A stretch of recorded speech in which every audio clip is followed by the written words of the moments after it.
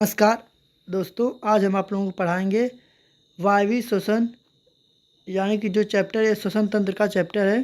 तो चलिए वीडियो शुरू करते हैं। पहला क्वेश्चन है, वायवीय श्वसन में भोजन का दहन कौन सी गैस की उपस्थिति में होता है? A nitrogen, B oxygen, C carbon dioxide, D ammonia. जो इसका राइट ऑप्शन हो जाएगा वो हो जाएगा ऑप्शन बी, यानी कि जो ऑक्सीजन होता है वही आपका भोजन के दहन के समय उपस्थित होता है। अगला देखते हैं। अगला दिया है, स्तनियों में फेफड़ों को बंद किए हुए वायवीय रुद्र कक्ष होता है।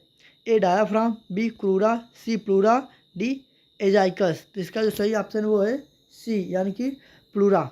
अगला देखते हैं, ऊर्जा का सिक्का कहलाता है, यानी कि ऊर्जा का सिक्का किसे कहते हैं? एटीपी को, एडीपी को, एनएडी को, या एडीपी। तो इसका जो राइट ऑप्शन हो जाएगा ए, यानी कि एटीपी। ऊर्जा का सिक्का हम एटीपी को कहते हैं। चौथा है, अवायवीय श्वसन में मांसपेशियाँ उत्पन्न करती हैं। ए साइट्रिक अम्ल, बी लैक्टिक अम्ल, सी ऑक्सैलिक अम्ल, डी एसिटिक अम्ल। तो जिसका राइट ऑप्शन जो हो जाएगा ऑप्शन नंबर बी, यानी कि लैक्टिक अम्ल इसका राइट ऑप्शन है। पांचवा क्वेश्चन, लाल कीटाणुओं में किस प्रकार का श्वसन पाया जाता है? ए वायवीय श्वसन, बी अवायवीय श्वसन, सी श्वसन नहीं होता है, डी ए व बी दोनों। तो इसका जो राइट ऑप्शन जो है वो हो जाएगा बी, यानी कि अवायवीय श्वसन जो लाल कीटाणुओं में पाया जाता है। छठा क्वेश्चन है, श्वास क्रियाविधि नियंत्रित होती है। ए अनुकंपी तंत्रिका तंत्र द्वारा, बी केंद्रकी तंत्रिका तंत्र द्वारा, सी स्वायत्त तंत्रिका तंत्र द्वारा, और डी परानुकंपी तंत्रिका तंत्र द्वारा। तो इसका जो राइट ऑप्शन हो जाएगा ऑप्शन नंबर बी, यानी कि केंद्रकी तंत्रिका तंत्र द्वारा श्वास की क्रियाविधि नियंत्रित होती है। सातवां देखते हैं, निम्न में से किस जंतु में वायु सहित ऑक्सीजन स्पाइरेकिल से ट्रेकिया में प्रवेश करता है? ए काकरोच में, बी मक्खी में, सी मच्छर में, डी ये सभी, यानी कि ये सभी में स्पाइरेकिल से ट्रेकिया में प्रवेश करती है, यानी कि ऑप्शन डी इसका राइट ऑप्शन हो जाएगा। अगला देखते हैं आठवां क्वेश्चन, वह जंतु जिसमें जल से ऑक्सीजन गिल्स द्वारा रुधिर में पहुंचता है। ए मनुष्य में, बी मछलियों में, सी मेढक का टेडपोल एवं लार्वा। तो इसका जो राइट ऑप्शन हो जाएगा बी और डी दोनों, क्योंकि मछली में तो गिल्स पाया जाता है और जो मेढक टेडपोल जो छोटा मेढक होता है उसमें भी गिल्स पाया जाता है। जब वो बड़ा हो जाता है उसका गिल्स हट जाता है। नौवां क्वेश्चन है, थायराइड किसमें उपस्थित होता है? ए कंठ, बी ग्रसनी, सी कर्णपल्लव, डी नासिका। तो इसका जो राइट ऑप्शन हो जाएगा ए, यानी कि कंठ लैरिंग्स में थायराइड ग्रंथि पाई जाती है। 10वां क्वेश्चन है, बुक लंग्स द्वारा गैसीय आदान प्रदान होता है। ए मकड़ी में, बी बिच्छू में, सी मेढक में, डी ए व बी दोनों में। तो इसका जो राइट ऑप्शन जाएगा वो हो जाएगा ऑप्शन डी, यानी ए एवं बी, यानी कि मकड़ी में और बिच्छू दोनों में गैसीय आदान प्रदान होता है। 11वां क्वेश्चन देते हैं, वसा के लिए श्वसन गुणांक होता है जिसे हम आरक्यू भी कहते हैं। एक से अधिक, बी है 0, सी है 1, डी है 1 से कम। तो जो हम बता दें आपको, वसा के लिए जो श्वसन गुणांक होता है वो आपका 1 से कम होता है, इसलिए ऑप्शन डी इसका राइट ऑप्शन हो जाएगा। 12वां क्वेश्चन देखते हैं, निश्वासित वायु में सर्वाधिक प्रतिशत मात्रा होती है। ए ऑक्सीजन की, बी नाइट्रोजन की, सी कार्बन डाइऑक्साइड की, डी नियान की। इसका जो राइट ऑप्शन हो जाएगा वो हो जाएगा आपका नाइट्रोजन, यानी कि निश्वासित स्पायरेटेड एयर में नाइट्रोजन की मात्रा सर्वाधिक पाई जाती है।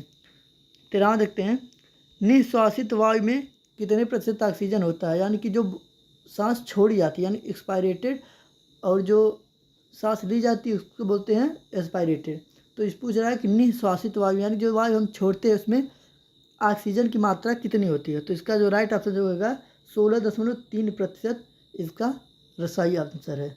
14वां, श्वसनीय एंजाइम की उपस्थिति होती है जीवाणु के किस भाग में? यानी कि माइक्रोकांडिया में, बी गाल्जिका, सी प्लाज्मा झिल्ली, डी अंतःप्रद्रव्य जालिका। इसका जो राइट ऑप्शन जो है वो होगा ऑप्शन सी, यानी कि जीवाणु के प्लाज्मा झिल्ली में श्वसनीय एंजाइम पाई जाती है। 15वां है, मनुष्य के लिए हीमोग्लोबिन अणु के साथ ऑक्सीजन के कितने अणु जुड़े होते हैं? ए 1, बी 2, सी 3, डी 4।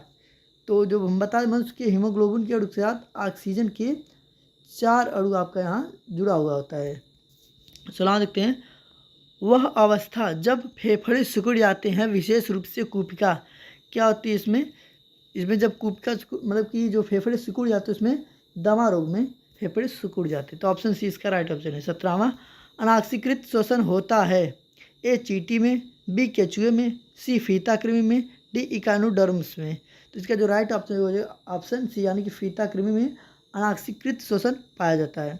18वां क्वेश्चन देखते हैं। निः श्वसन के समय वायु में ऑक्सीजन की मात्रा होती है, यानी कि जब हम सांस छोड़ते हैं तो वायु में ऑक्सीजन की कितनी मात्रा होती है? 4%, 20%, 16% या 25%? तो इसका राइट ऑप्शन होगा बी यानी कि 20% मात्रा पाई जाती है निःश्वसित वायु में 20%। 19वां क्वेश्चन आपका, वह कौन सी मुख्य अवस्था है जिसमें CO2 का स्थानांतरण रुधिर द्वारा होता है? ए कार्बोनिक अम्ल में, बी ऑक्सी हीमोग्लोबिन में, सी बाइकार्बोनेट में, डी कार्बोक्सी हीमोग्लोबिन में। तो इसका जो राइट ऑप्शन होगा वो होगा ऑप्शन नंबर सी यानी कि बाइकार्बोनेट में CO2 का स्थानांतरण रुधिर द्वारा होता है। 20वां क्वेश्चन देखते हैं। परम निःश्वसन के समय निःश्वसित हो सकने वाली अत्यधिक वायु की मात्रा है अवशिष्ट आयतन, टाइडल आयतन, फेफड़ी आयतन या फेफड़ों की वाइटल क्षमता। जो इसका आपका राइट ऑप्शन हो जाएगा वो हो जाएगा आपका ऑप्शन नंबर डी यानी कि फेफड़ों की वाइटल क्षमता को हम कहते हैं। अगला क्वेश्चन देखते हैं। क्वेश्चन 11वां, कोस्ट गिल्स पाए जाते हैं ए मछलियों में, बी साइक्लोस्टोम्स में, सी उभयचर में, डी जलीय स्तनधारियों में। तो इसका जो राइट ऑप्शन है वो हो जाएगा ऑप्शन बी यानी साइक्लोस्टोम्स में। तो इतना ही था। और आपको बता दें कि अगर आप पॉलिटेक्निक ग्रुप E1 यानी कि डी फार्मा एंट्रेंस एग्ज़ाम 2024 की प्रिपरेशन कराना चाहते हैं तो इसी यूट्यूब चैनल पर आपको 2024 की फुल प्रिपरेशन कराई जाएगी। तो आप अगर 24 में अपना डी फार्मा सरकारी कॉलेज का सपना देख रहे हैं तो इस चैनल को सब्सक्राइब करें और शेयर अधिक से अधिक करें।